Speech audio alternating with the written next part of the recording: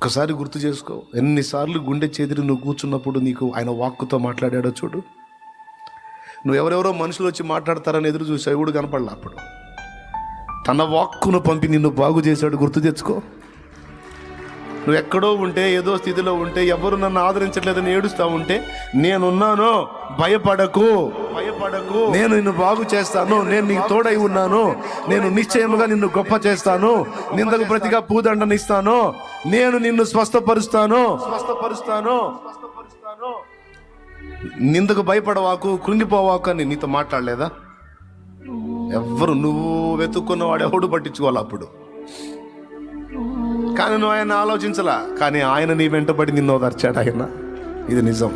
ఎన్ని సాక్ష్యాలో ఈ మన జీవితంలో, కాదని చెప్పగలమా? యేసుతో నడిచినటువంటి అనుభవం కలిగిన ప్రతి ఒక్కరూ ఖచ్చితంగా ఒప్పుకొని తీరాలి ఈ విషయాలన్నిటిని కూడా.